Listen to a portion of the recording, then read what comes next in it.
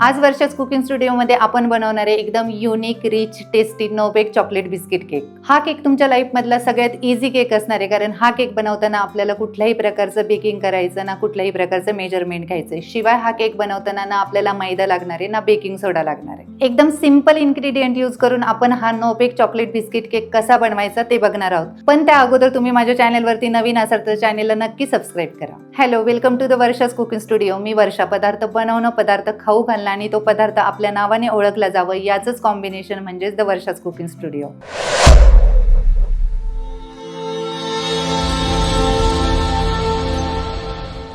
हा डिलिशियस चॉकलेटी rich cake बनवण्यासाठी मी इथे 400 ग्रॅम डायजेस्टिव्ह बिस्किट घेतले. इथे तुम्ही तुमच्या चॉईसने कुठलेही बिस्किट वापरू शकता.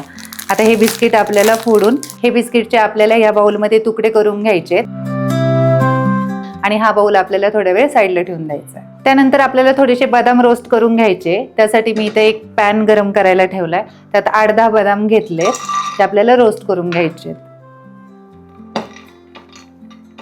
तर 2-3 मिनिटांनंतर आपले बदाम चांगले रोस्ट करून झाले, गॅस बंद करायचा आणि आपल्याला हे चांगले बारीक असे कट करून घ्यायचे.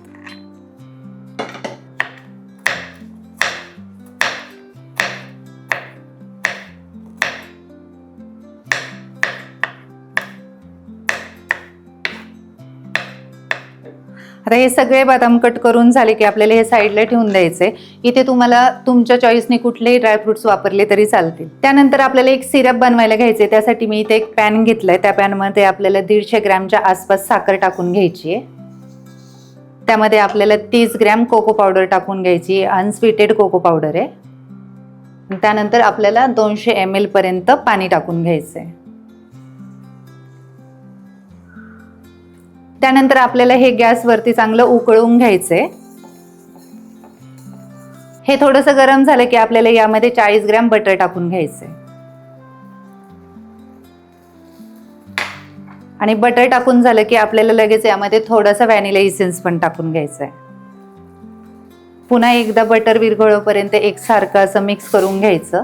एक उकळी आली की गॅस बंद करून घ्यायचं. हे सिरप आपलं बनवून झालं की आपल्याला ते रूम टेम्परेचरवरती थंड करून घ्यायचे. तोपर्यंत आपल्याला ज्या टिनमध्ये केक सेट करायचा आहे तो टिन तयार करायला घेऊया. त्यासाठी मी ते या पद्धतीचा एक गोल टिन घेतलाय आणि त्याच साईजचा एक बटर पेपर कट करून घेतलाय. आता ह्याला आपल्याला बटर किंवा ऑइलने ग्रीस करून घ्यायचंय.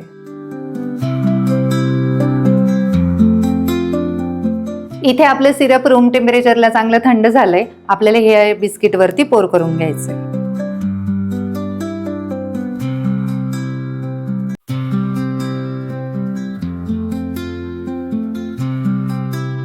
यात आपले कट केलेले बदाम पण टाकून घ्यायचे आणि हे सगळं आपल्याला एकसारखं असं मिक्स करून घ्यायचं. हे मिश्रण आपलं असं तयार झालं की आपल्याला ह्या टिनमध्ये काढून घ्यायचंय.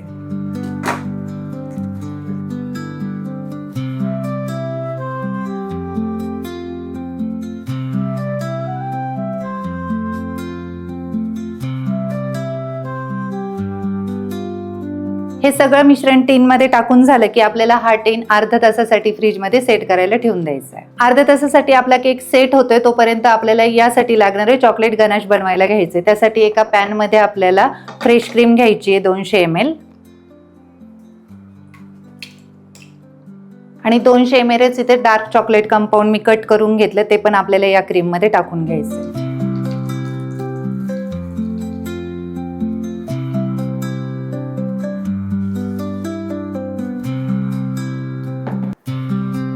हे चॉकलेट आपल्याला फक्त 1-2 मिनिटांसाठी ह्या क्रीममध्ये मेल्ट करून घ्यायचं. 1-2 मिनिट झाले की गॅस बंद करायचा आणि एकदम अशी डिलिशियस आपली चॉकलेट गनाश बनून 2-3 मिनिटात तयार होऊन जाते. हा टीन पण आपला अर्धा तास चांगला सेट झालाय. आता आपल्याला ही तयार झालेली गनाश यावरती पोर करून घ्यायची.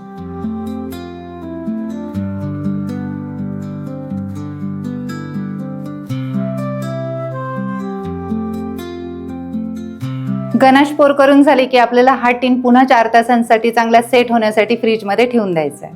4 तास झालेत. आता आपला केक कसा सेट झाला ते बघूयात. केक आपल्याला डिमोल्ड करून घ्यायचा. त्यासाठी मी एक खाली वाटी घेणार आहे. त्या वाटीवरती आपल्याला केक ठेवून घ्यायचा आणि केक डिमोल्ड करून घ्यायचा.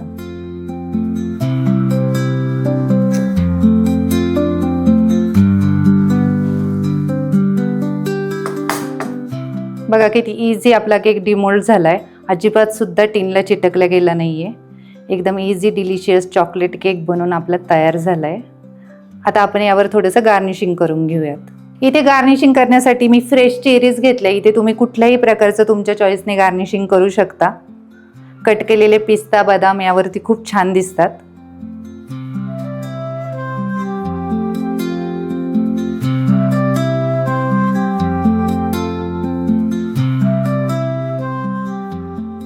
आपलं आता गार्निशिंग करून झालंय. केक कट करून बघूयात कसं झालंय ते.